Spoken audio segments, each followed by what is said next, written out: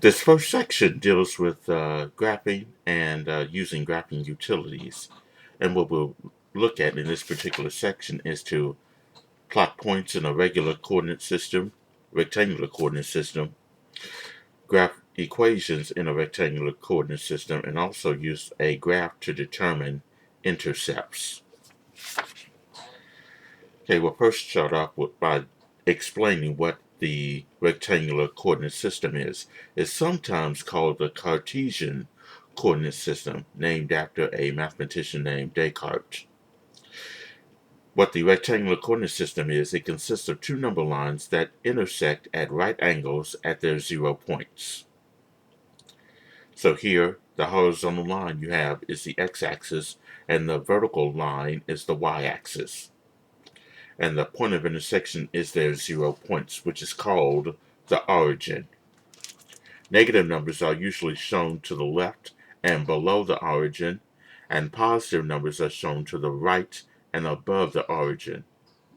And the axis divides the plane into 4 quadrants, and the points located on the axis are not in any quadrant. So on this next sheet, you'll see what the rectangular coordinate system looks like. Here you have two number lines. The horizontal axis is the x-axis. The vertical axis going straight up and down is the y-axis. And in this case, those two axes intersect at a point, which is called the origin. And of course, anything to the left is negative, and anything below is also negative. Anything to the right is positive, and anything above is also positive. And of course, the x and the y axes divides the entire coordinate plane into 4 different quadrants. In the upper right hand corner is quadrant number 1, upper left is quadrant 2, the lower left is quadrant 3, and the lower right is quadrant 4. Okay.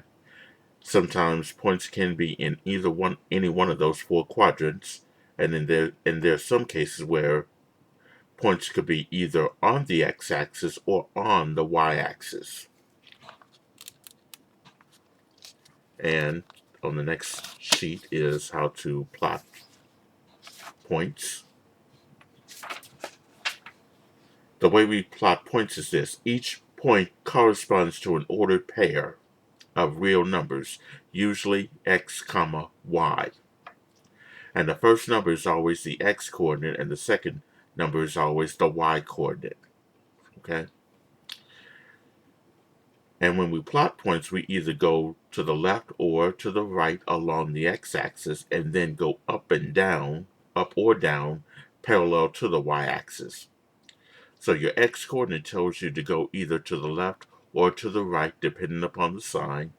And the y-coordinate tells you to go up or down, parallel to the y-axis. Okay, so if you look at this example, you'll see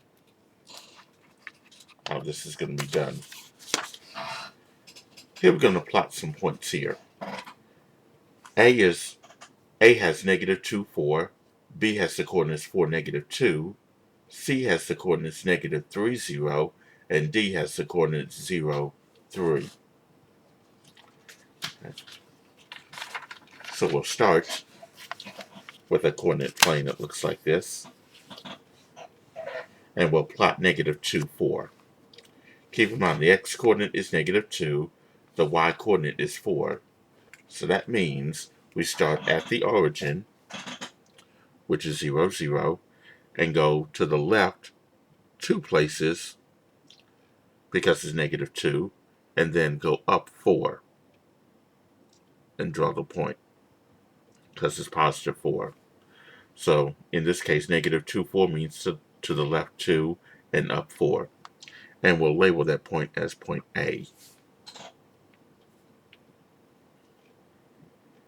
Point B has the coordinates 4, negative 2. So in this case here, we start at the origin and go to the right 4 and down 2. And label that point as point B.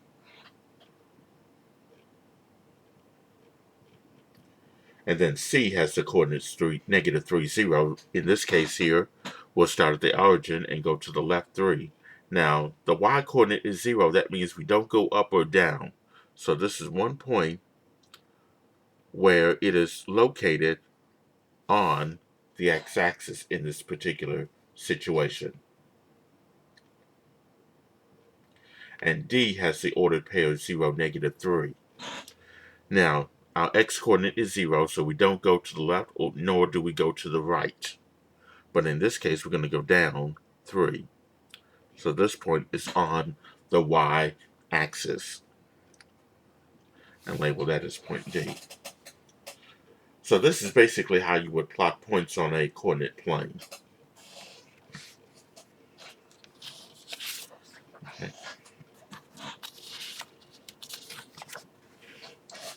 All right, next we'll look at graphs of equations. A relationship between two quantities can be expressed as an equation in two variables.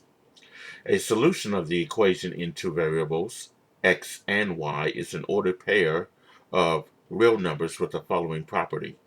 When the x coordinate is substituted for x and the y coordinate is substituted for y in the equation, we can obtain a true statement. We can also say that the ordered pairs satisfies the equation. So for example, let's say we have this equation y is equal to, let's say 3 minus x squared. Okay. And I want to find out if the ordered pair, let's say negative 2, negative 1, satisfies this equation. Okay, our x coordinate is negative 2, and the y coordinate is negative 1. Okay, so here the y will be replaced with negative 1. And that should equal to 3 minus x will be replaced with the x coordinate, negative 2, and that's squared. Now, of course, order of operations says that we must square, do the exponents first and then subtract. So when we square negative 2, we're going to get positive 4. So that means we're going to have on the right side 3 minus 4. And of course, 3 minus 4 would give us negative 1, which does equal negative 1. So we can say that the ordered pair, negative 2, negative 1, satisfies this equation, y is equal to 3 minus x squared.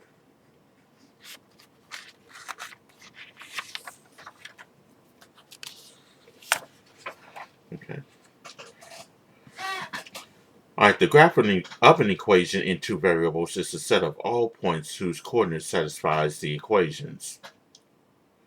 Okay, and one way of graphing equations is using the point plotting method. What you'll do here is find several ordered pairs that are solutions of the equation, and then you're going to plot these ordered pairs as points, and then you'll connect the points with a smooth curve or a line. Like in this example. Let's say we want to graph this particular equation, y is equal to 7 minus x squared. And we're going to select integers starting with negative 3 and ending with 3. Okay, so here's what I'm going to do here. I'm going to use an XY table.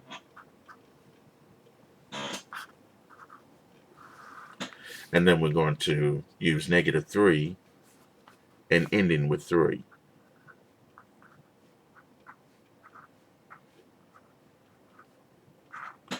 Okay, so I have negative 3, negative 2, negative 1, 0, 1, 2, and 3. And we're using the equation y is equal to 7 minus x squared. Okay, so here, for each x value, that's going to be replaced with x in this equation to find out what each individual y coordinate is going to be. So in this case here, if x is negative 3, we first square the negative 3, that's going to give us positive 9. And then we do 7 minus 9, that's negative 2. So when x is 3, y is negative 2. And then for x is negative 2, again, we square the negative 2, we'll get positive 4. Then 7 minus 4 will be 3. Then for x is negative 1 and u squared, that's like negative 1 times negative 1. That's going to be positive 1. Then 7 minus 1 will be 6. And then for x is 0, 0 squared is 0. 7 minus 0 is 7.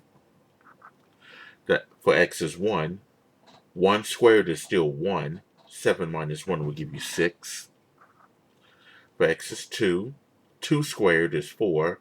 So 7 minus 4 is 3. And then finally for x is 3, 3 squared is 9. 7 minus 9 is negative 2. So these are my 7 ordered pairs that I will use to graph this particular equation. Okay, so let's plot those points on this coordinate plane. The first point was negative 3, negative 2. So we go to the left 3 and down 2. And then for negative 2, 3, we go to the left 2 and up 3. And then for negative 1, 6 will be to the left 1 and up 6. Then for 0, 7, we stay at 0, but we go up 7. And then for 1, 6 will be to the right 1 and up 6. And then for 2, 3 will be to the right 2 and up 3. And then for 3, negative 2 will be to the right 3 and down 2. So as you can see, this is going to come out to be a smooth curve. And that curve is going to look like this when we connect the points.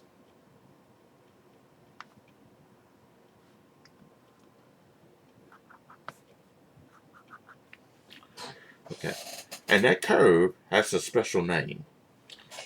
And it's called a parabola. Okay. Now later on we'll talk about what parabolas are and how to graph parabolas using special techniques. But here this is what a parabola looks like. And we can tell that it's a parabola because of the x square. Okay. Alright, the next thing we'll look at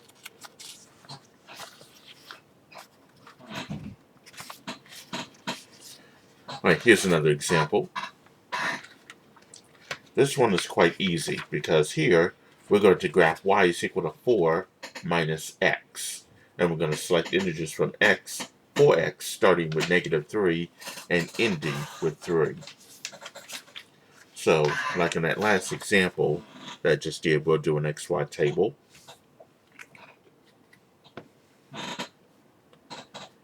And this is the equation y is equal to 4 minus x.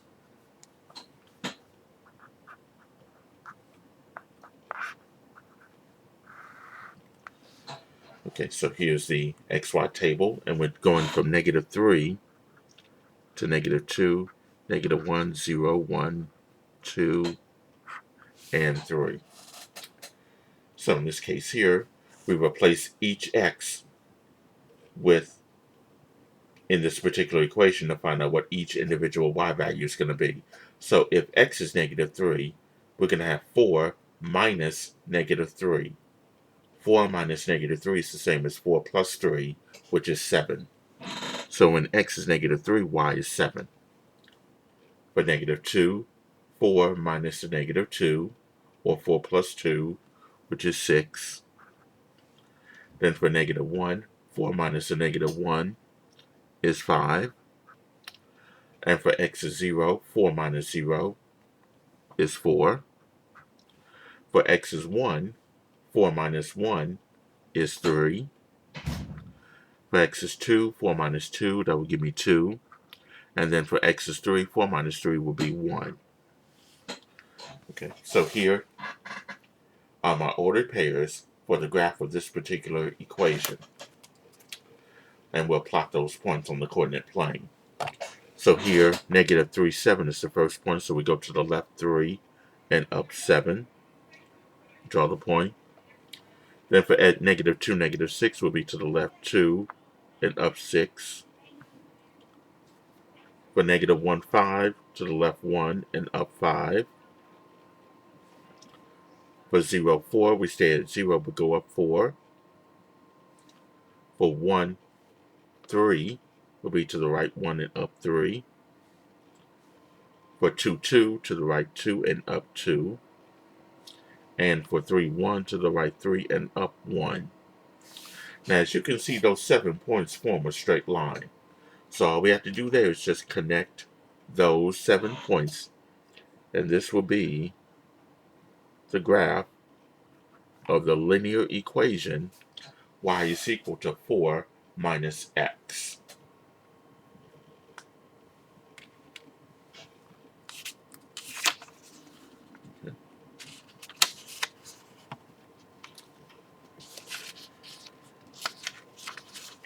Okay, here's another graph that we'll look at. Now this one's a little bit different because if you look at how this equation is written, it says y is equal to the absolute value of x plus 1. Those vertical bars mean absolute value. And by definition, the absolute value is always the distance a number is from 0 on the number line. Meaning that the absolute value is never going to be negative. It's always going to be positive. Okay, so here we're going to graph this equation y is equal to the absolute value of x plus 1. And then we're going to select integers for x starting with -4 and ending with 2. Okay, so here's another coordinate plane. And the one we're dealing with is the absolute y is equal to the absolute value of x plus 1. And my ordered pairs, my x values will be from -4 ending with 2.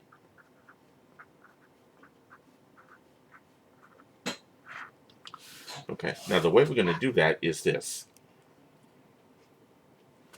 We're going to replace each x with, well, each x coordinate for x, and then add 1 to it, and then whatever that number is, we're going to take its absolute value. In this case, for x is -4. If I do -4 plus 1, that's going to give me -3. But then I have to take the absolute value of -3 to get +3. Okay?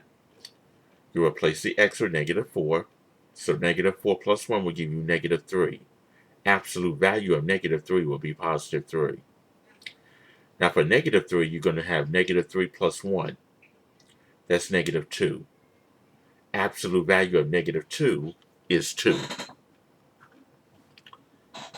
And for x is -2, -2 plus 1, that's -1.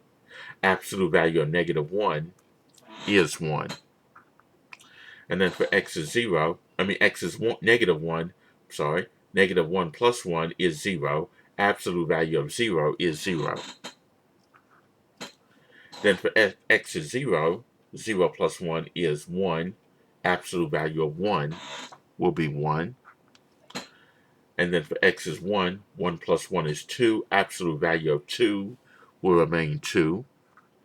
And for x is 2, 2 plus 1 is 3. Absolute value of 3 will be 3.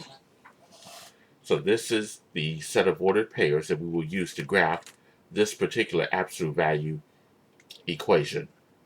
So for -4, 3 will be to the left 4 and up 3.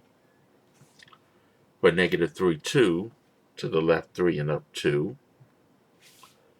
For -2, 1 to the left 2 and up 1. For -1, 0, we go to the left 1 and it's on the x-axis. For 0, 1, we stay at 0 but go up 1. Then for 1, 2, to the right 1 and up 2. And for 2, 3, to the right 2 and up 3. So as you can see here, this graph looks like the shape of a V. So all you'll do there is just connect those points on the left and on the right. And that will represent the graph of the absolute value of x plus 1.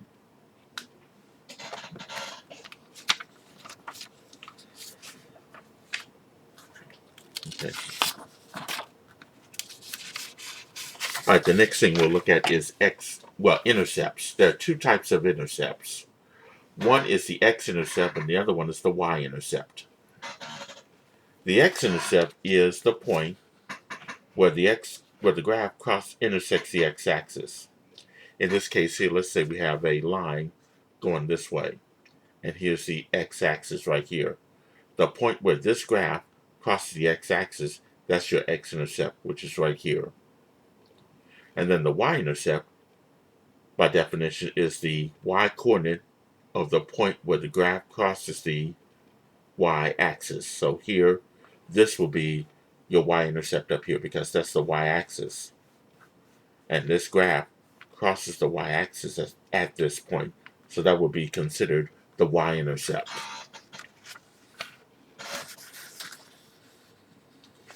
Okay.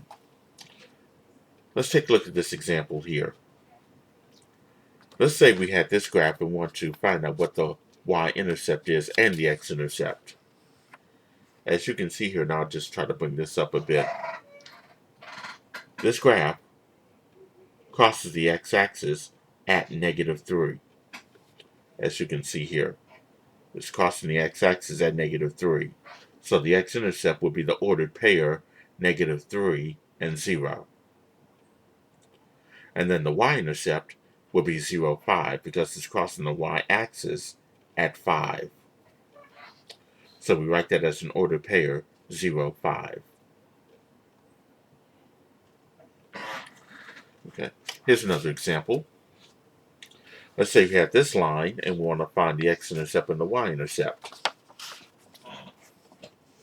Now notice this line is not crossing the x-axis, so there is no x-intercept. So we can say none for the x-intercept. However, there is a y-intercept.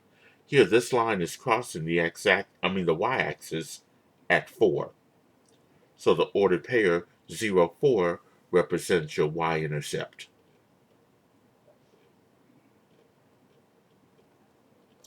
And finally, here's another line. Notice in this case here, the x-intercept and the y-intercept are the same. It's crossing the x-axis at the origin, which is, of course, 0, 0. So we can say that the x-intercept is 0, 0, and the y-intercept is also 0, 0. Okay, so that concludes this section on graphs.